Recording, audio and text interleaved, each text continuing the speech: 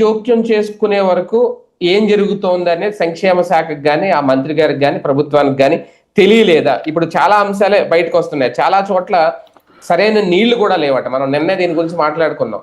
ఇప్పుడు హైకోర్టు ప్రస్తావిస్తున్న అంశాలు చూస్తా ఉంటే కనీసం ఓకే అన్నంలో బియ్యం సరిగ్గా ఉండవు, కూరగాయలు సరిగ్గా ఉండవు, పురుగులు అన్నం పెడతారు ఇవన్నీ. కానీ తాగడానికి సరైన నీళ్లు కూడా లేకపోవడం, వాళ్ళకి అనారోగ్యం బారిన పడి చివరికి చనిపోయే వరకు పరిస్థితి వస్తుంది అంటే ఏంటి లోపం, నిర్లక్ష్యం ఎవరిది?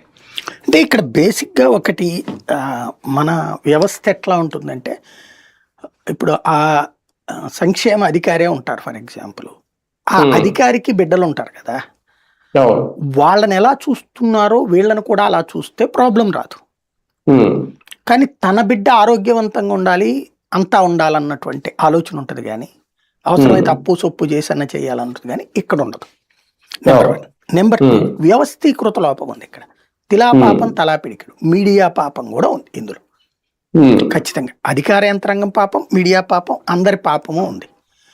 ఇక్కడ పాయింట్ అలా ఏం జరుగుతున్నదంటే, ప్రజెంటు ఒక సంక్షేమ అధికారికి ఇన్ టైంలో, ఇప్పుడు ఫర్ ఎగ్జాంపుల్ 1వ తారీఖు నుంచి 30వ తారీఖు కావాల్సిన బియ్యము, పప్పులు, ఉప్పులు ఇచ్చేశారనుకోండి, ప్రాబ్లం ఏముంది? ఇంకా వాళ్ళకి అయ్యే పెడతారు, వండి పెడతారు, అన్నీ నడుస్తుంది.